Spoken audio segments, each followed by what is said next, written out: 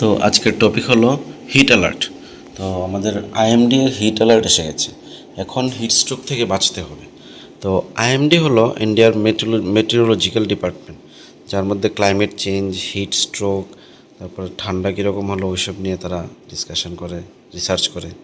তো এবার temperature normal থেকে অনেক বেশি হতে পারে, আর সবচেয়ে বড় এফেক্ট হতে পারে হিট স্ট্রোক।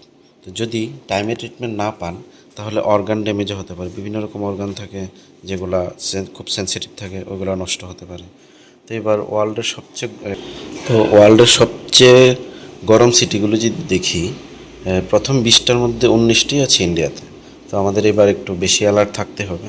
তো আমি doctor Papon Das, general practitioner. Heat stroke হলে বডি কী কী সিগন্যাল দেয় এটা আগে জানতে হবে। সিগন্যালের মধ্যে যেরকম আপনার ব্লারি ভিশন হতে পারে, বেশি বেশি ঘামবেন, কোনো কোনো সময় স্কিন একদম ড্রাই হয়ে যায়, মাথা ঘোরাতে পারে, খুব বেশি বেশি টায়ার্ড লাগে, মাথা ব্যথা, চোখে ব্যথা, চোখের সাইডে কালো হয়ে যাওয়া। তো এই সাইনগুলো যদি দেখেন, এগুলোকে একদমই লাইটলি নেবেন না। এগুলো ব্রেন এবং হার্ট দুইজনের জন্যই খুব মারাত্মক ওয়ার্নিং। এখন এই হিট স্ট্রোক যে কার কার জন্য বেশি রিস্কি হতে পারে, ইউনিসেফের মতে বাচ্চা, বয়স্ক লোক, প্রেগনেন্ট মহিলা এবং যাদের ক্রনিক ইলনেস থাকে তাদের বেশি এফেক্ট করতে পারে। তো আমাদের ক্লাইমেট চেঞ্জের জন্য হিট ওয়েভ আরও বেশি হতে পারে অবশ্য। এখন কথা হলো হিট স্ট্রোক থেকে কীভাবে বাঁচতে পারবেন।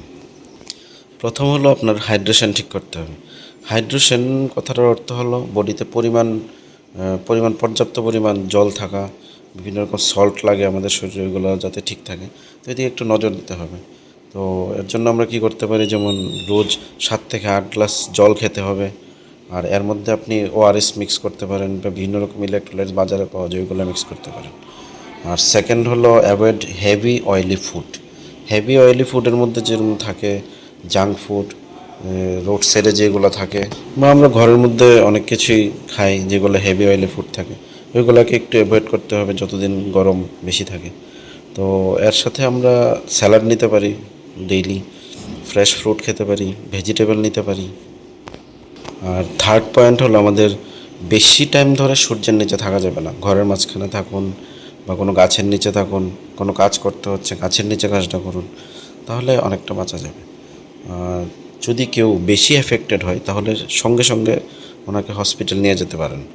আর পেশেন্টকে ঠান্ডা জায়গায় রাখবেন ওই সময়, হয়তো গাছের নিচে বা বাড়ি ঘরের ভিতরে, বা যদি এসি থাকে তাহলে এসির নিচে রাখুন। তো এইসব কিছু কিছু পয়েন্ট আমরা ফলো করলে আমরা হিট স্ট্রোক থেকে বাঁচতে পারি। জাস্ট এই কয়েকটা স্টেপ আছে যার মাধ্যমে আপনি আপনার ফ্যামিলি এবং অন্যদের এই হিট ওয়েভ থেকে বাঁচাতে পারেন।